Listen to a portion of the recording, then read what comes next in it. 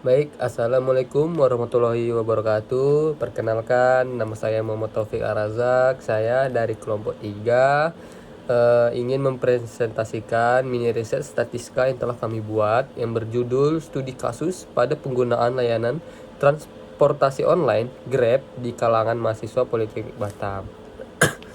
Oke, kita lanjut slide.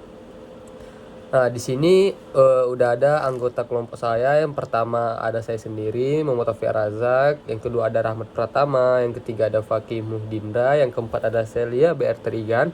Yang kelima ada Yosi Aprilia Putri. Oke, kita next. Nah, di sini ada tujuan dari penelitian kita. Nah, tujuannya untuk menganalisis pengaruh kualitas layanan Grab, yaitu terdapat di variabel X, yang meliputi perlengkapan keamanan berkendara, keramahan dan kesopanan driver, kepatuhan terhadap peraturan lalu lintas, serta kesesuaian tarif dengan aplikasi. Terhadap tingkat kepuasan mahasiswa sebagai pengguna jasa Grab, variabel Y.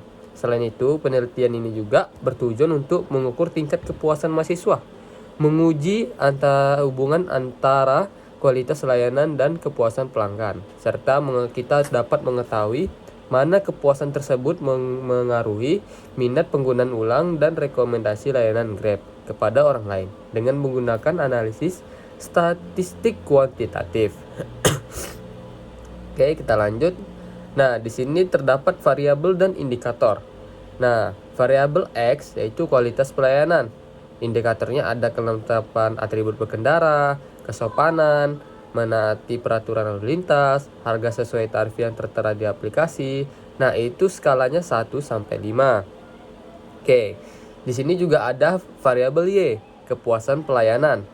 Nah, dengan indikator kepuasan terhadap jasa transportasi, kepuasan terhadap layanan, harapan sebelum menggunakan jasa, minat untuk menggunakan kembali jasa, merekomendasikan kepada orang lain untuk transportasi online Grab. Nah, di sini juga skalanya 1 sampai 5. Oke, kita next.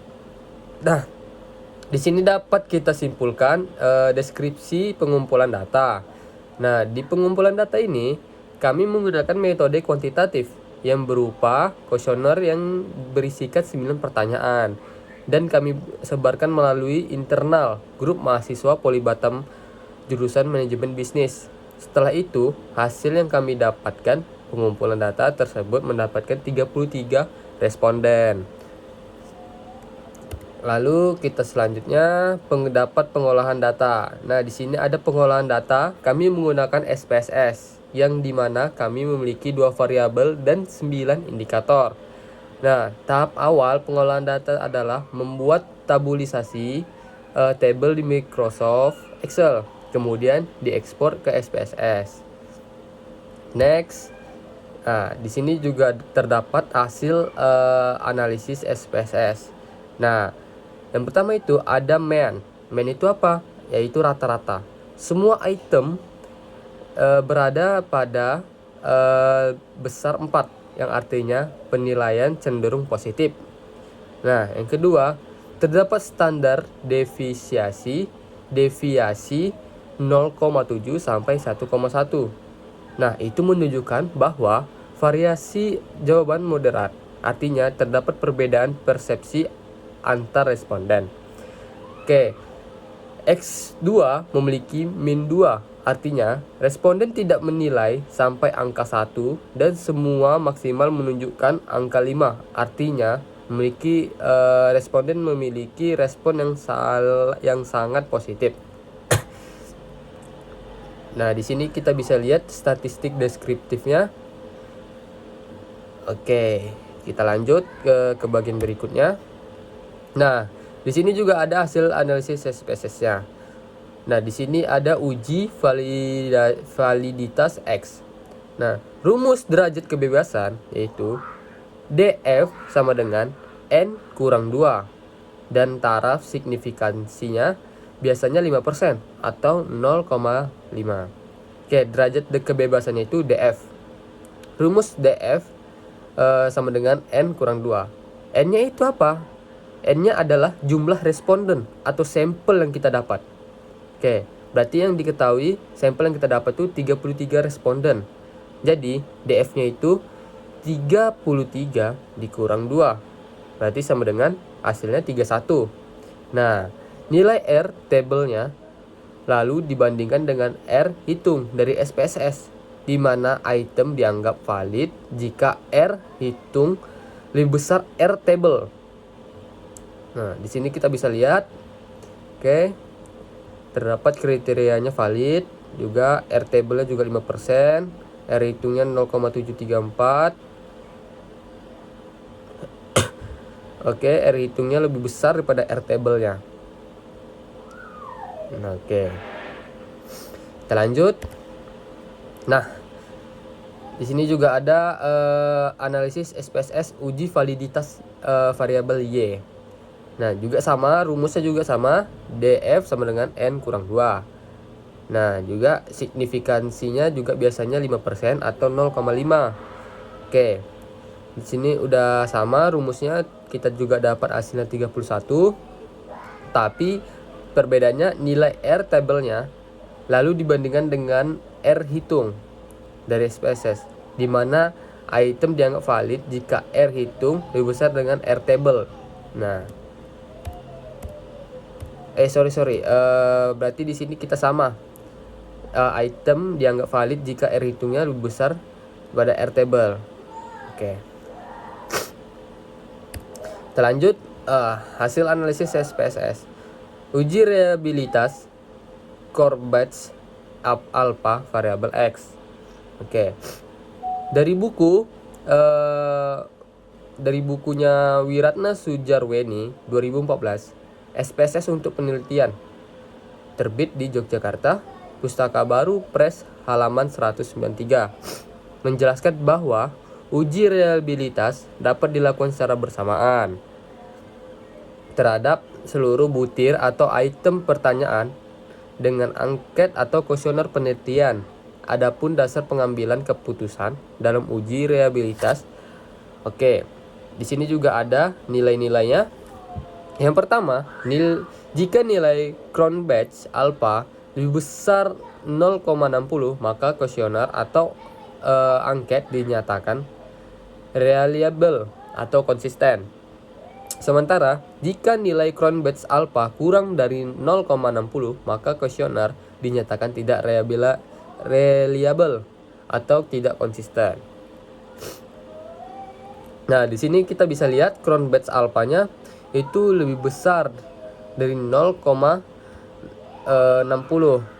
Nah, berarti di sini kuesionernya itu konsisten atau reliable. Kita lanjut. Nah, di sini juga ada Cronbach's variabel Y, juga sama dari bukunya Wiratna Sujarwina, menjelaskan bahwa uji reliabilitas dapat dilakukan secara bersamaan terhadap seluruh butir atau pertanyaan dengan kuesioner penelitian. Oke, di sini juga nilainya juga sama. Kalau Cronbach's alpha-nya lebih besar daripada 0,60, maka kuesionernya akan konsisten. Sementara jika Cronbach's-nya kurang dari 0,60, maka kuesionernya tidak konsisten. Oke, kita lanjut. Uji regresi linear sederhana. Apa itu regresi linear sederhana? Yaitu adalah metode statistik untuk memodelkan hubungan antara satu variabel independen bebas X dan satu variabel dependen terikat Y, membentuk garis lurus untuk memprediksi nilai Y berdasarkan nilai X melalui persamaan Y sama dengan B plus BX plus I, yang membantu memahami beberapa besar pengaruh variabel bebas terhadap variabel terikat. Di sini juga lengkap datanya, bisa dilihat, ada model summary, ada variabel entret, ada konvensi, ada ANOVA. Oke, kita next. Oke, jika A yaitu angka konstannya dari unstandardized konvensi dalam hasil regresi, nilai konstannya itu adalah 0,6717. Angka ini mempunyai arti bahwa jika variabel total X bernilai 0, maka nilai total Y adalah sebesar 0,617. Dengan kata lain, 0,617 merupakan nilai dasar total Y tanpa adanya pengaruh dari total X. Nah, kalau misalnya B, angka konvensinya regresi, nilai regresinya B adalah 1,183. Angka ini mengandung arti bahwa setiap kenaikan satu satuan total X, maka total Y akan meningkat sebesar 0,183 satuan. Nah, rumus regresi linear di SPSS mengikuti besar dasar Y sama dengan A ditambah BX. Persamaan yang dihasilkan adalah Y 0,617 ditambah 1,183. Nah, 183 ini adalah total X-nya. Lalu, uji hipotesis nilai T hitung 9744 lebih besar dari tabel 2040, sehingga dapat disimpulkan bahwa variabel kualitas X berpengaruh positif terhadap kepuasan Y pelanggan karena nilai koefisien regresi bernilai positif, maka dapat disimpulkan bahwa total X berpengaruh positif terhadap total Y. Artinya, semakin tinggi nilai total X kualitas itu, maka semakin tinggi pula nilai total Y, yaitu kepuasan. Maka dari itu, ketika kita meneliti, kalau udah tingkat kualitasnya itu udah semakin tinggi, maka di variabel Y tingkat kepuasannya itu akan ikut. Nah, jadi sampai sini dipahamkan teman-teman. Oke, kita lanjut. Di sini juga ada regresi linear sederhana dari model summary. Nilai R square sebesar 0,754.